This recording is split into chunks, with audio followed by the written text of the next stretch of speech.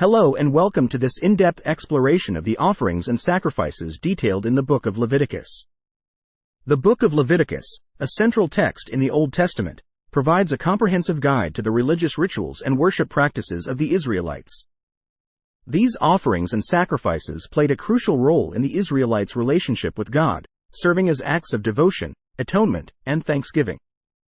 In this extended discussion, we will delve deeper into the significance of each offering, understanding their meanings and their importance in the religious life of the Israelites. From the burnt offering, symbolizing complete surrender, to the grain offering expressing gratitude, and the sin and guilt offering seeking atonement, each offering had a unique purpose and symbolism.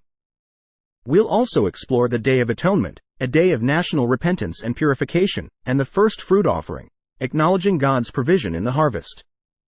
So, without further ado, let's embark on this enlightening journey through the offerings and sacrifices of Leviticus, gaining a deeper understanding of the religious practices that defined the faith of the Israelites. 1. Burnt offering. Leviticus chapter 1. The burnt offering was a voluntary act of worship and symbolized complete surrender to God. It involved the offering of a male animal, such as a bull, sheep, or goat. The one bringing the offering would lay their hand on the animal's head, signifying the transfer of their sins and the dedication of their life to God. The entire animal was consumed by fire on the altar, representing the pleasing aroma of devotion to the Lord. 2. Grain offering. Leviticus chapter 2. The grain offering, also known as the meal offering, was a non-animal offering made from fine flour mixed with oil and frankincense. It represented thanksgiving and dedication to God. A portion of the mixture was offered on the altar as a memorial, and the remainder was given to the priests. This offering symbolized God's provision and the desire to consecrate everyday life to Him. 3. Peace offering. Leviticus chapter 3.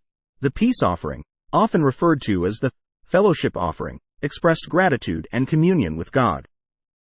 It involved the offering of an animal, such as a bull, sheep, or goat. After the animal's blood was sprinkled on the altar, the remainder was shared in a communal meal. This offering symbolized peace and fellowship with both God and the community. 4. Sin offering. Leviticus chapter 4. The sin offering was a means of atonement for unintentional sins committed by individuals or the community. Different offerings were prescribed for various circumstances, including those of the high priest, the congregation, rulers, or common people. The blood of the animal was used for atonement, highlighting the need for cleansing and reconciliation with God. 5. Guilt offering. Leviticus chapters 5 to 6. The guilt offering was made to atone for sins involving violations of sacred things, dishonesty, or fraud. It involved both restitution and the offering of a ram or a lamb. The offering aimed to cleanse the person from guilt, restore their relationship with God, and address any wrongdoings. 6. Day of Atonement sacrifice. Leviticus chapter 16. On the Day of Atonement, Yom Kippur, a complex series of sacrifices and rituals took place. This included the offering of a bull for the high priest's sins and a goat for the sins of the people. The Day of Atonement was a special day of national repentance, cleansing, and seeking forgiveness from God. 7. First fruits offering. Leviticus chapter 23. The first fruits offering was presented at the beginning of the harvest season. It symbolized the acknowledgement of God's provision and the consecration of the entire harvest to Him. It expressed gratitude for the initial harvest and the faith that God would provide for the entire season. 8. Trespass offering. Leviticus chapters 5 to 6. The trespass offering, also known as the guilt offering, was made for sins committed against God or fellow humans that required restitution. It involved the offering of a ram, and restitution was made according to the offense, highlighting the need for both forgiveness and making amends. 9. Drink offering. Leviticus chapter 23. The drink offering was typically poured out in conjunction with other offerings, often involving wine. This symbolized the outpouring of one's heart and blessings upon the Lord as a complementary act of worship and devotion. 10. Votive offering. Leviticus chapter 7 verse 16. A vow or votive offering was a voluntary act of worship made in fulfillment of a vow or promise to God.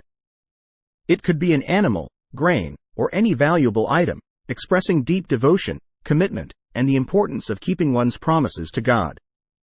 As we conclude our exploration of these offerings and sacrifices in the Book of Leviticus, we are reminded of the rich tapestry of traditions and rituals that reflect the devotion of the Israelites to God.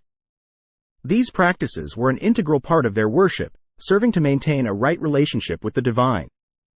While these rituals may seem distant in time and culture, they remind us of the importance of devotion, gratitude, and seeking forgiveness in our own spiritual journeys. They emphasize the need for reconciliation and the symbolism of dedicating our lives to a higher purpose. We hope this exploration has shed light on the deep significance of these practices and their enduring message.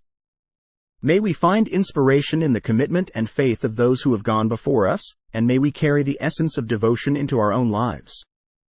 Thank you for joining us on this journey.